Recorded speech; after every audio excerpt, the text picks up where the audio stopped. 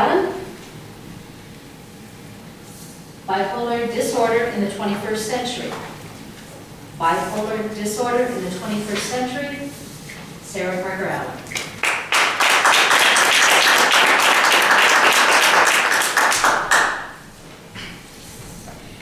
Madmen, geniuses, monsters, wizards. Throughout history, fellow Toastmasters and guests, we've heard of these people, extraordinary people who see the world in a completely different way. Michelangelo, Sylvia Plath, Charles Dickens, Mark Twain. One thing you can't say about any of these people is that their lives were easy. They had an enormous difficulty getting from one part of their day to the next. They spent months suffering from critical anxiety, but they also achieved extraordinary things. What do you actually know about bipolar disorder or any serious mental illness? What's it like to experience an illness like that? What on earth do you do with somebody who is experiencing that kind of mental illness? And why should normal people care? Well, for starters, you've heard somebody say, you may have even said it yourself, the weather today has been so bipolar. That movie was so depressing. Because bipolar means mood swings, and depression means sadness. Except that's completely inaccurate in terms of the medical condition, bipolar disorder. Depression and bipolar disorder are mood disorders. They are serious mental illnesses. The difference between a mental illness and normal life is not just about I'm happy and I'm sad. Everybody's happy sometimes and sad sometimes. Everybody is very happy sometimes and very sad sometimes.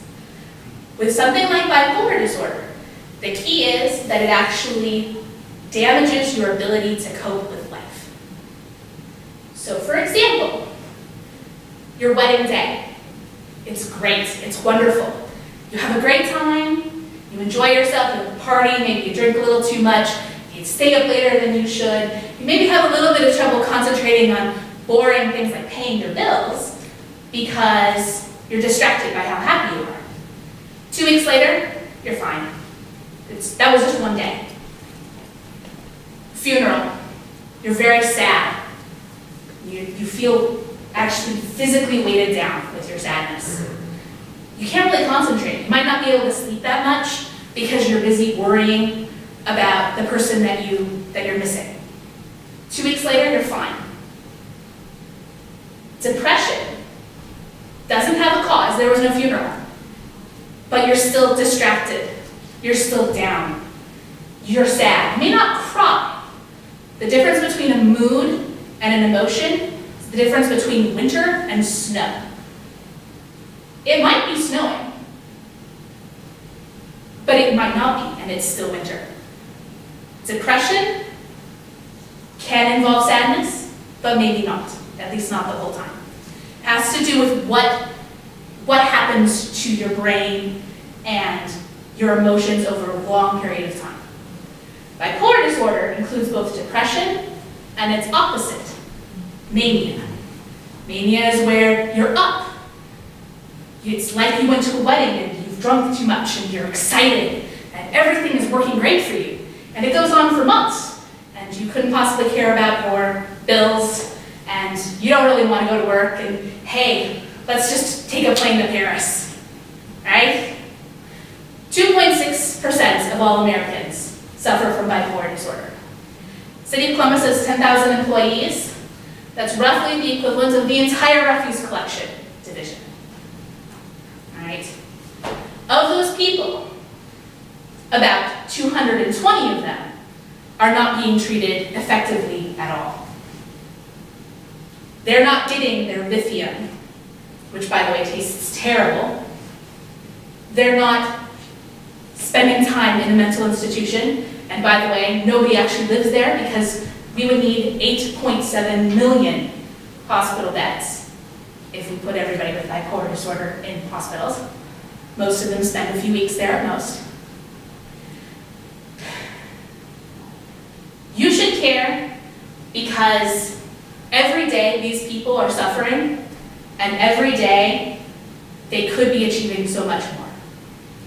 And one of the key things that's keeping 86% of all sufferers of bipolar disorder from receiving sufficient treatment is stigma and a lack of resources.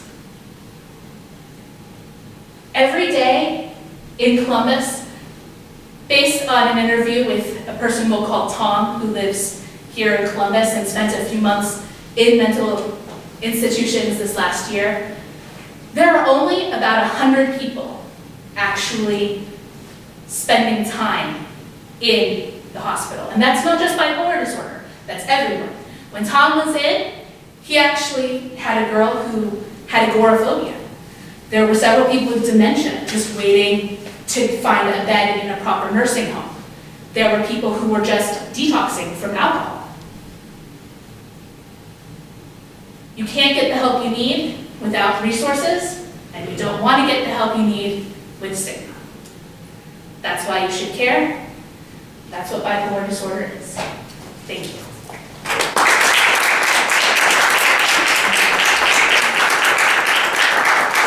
Okay, we will now have 1 minute for the judges to mark their